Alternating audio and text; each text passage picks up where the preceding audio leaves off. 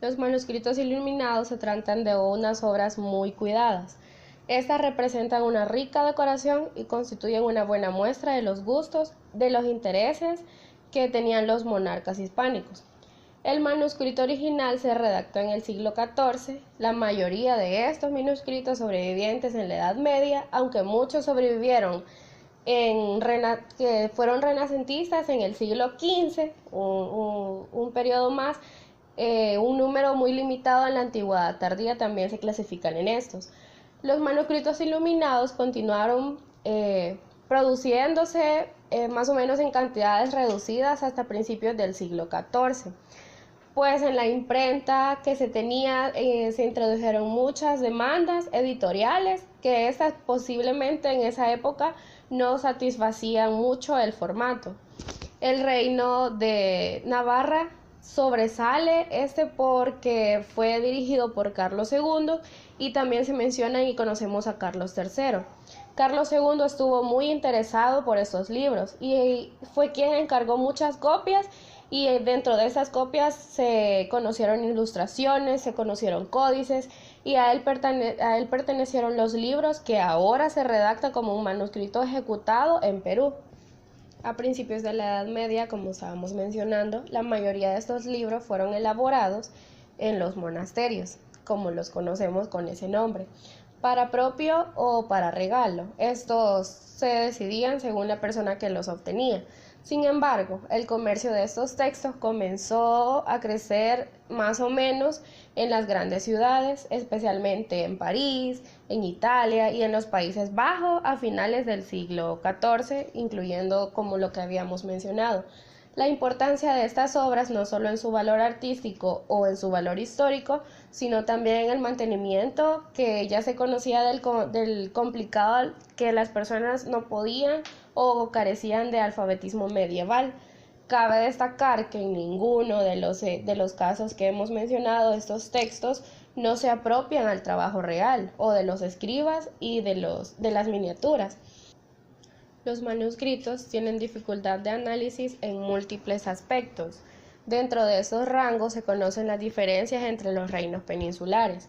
Durante la evolución de estos manuscritos se dieron acontecimientos singulares sobre la recuperación de los territorios que eran ocupados por los musulmanes. Dentro de los manuscritos iluminados no se observan ninguna homogeneidad, sino que en dominaciones culturales o en las dominaciones artísticas. Existen claras diferencias entre los reinos orientales y los reinos occidentales. Con anterioridad al ceremonioso reino de Mallorca a Jaime III se le vinculan dos obras. La primera es Libre de franqueses y privilegi de René de Mallorca, que contiene los privilegios que son conocidos como los monarcas privativos en el reino de la isla. El segundo son las leyes palatinas, el cual tiene un contenido similar y se complementa con algunas miniaturas que son muy originales, ajenas a los modelos de los hispánicos del momento en la marca y la influencia italiana. Una de las obras más importantes de la miniatura gótica catalana de Brevario de Martín de Aragón, realizado para Martín el Humano, esta contiene 34 miniaturas y numerosas iniciales ornadas, coloridas y realizadas con oro. Al hablar del trabajo de los escritorios, podemos decir que son frecuentes directas, como lo son algunos recetarios sobre las técnicas de iluminación. Se destacan una obra muy interesante, la cual se llama Traité de Monge Teófilo de Diverse Activius, la cual tiene recetas para diferenciar los aspectos técnicos de la ornamentación del manuscrito. Existe otra obra nombrada de Arte Illuminandi, la cual aporta interesante información sobre la técnica de la miniatura, y por último, la obra de Cennino Cennini, nombrada el Libro del Arte, y trata de técnica de la iluminación.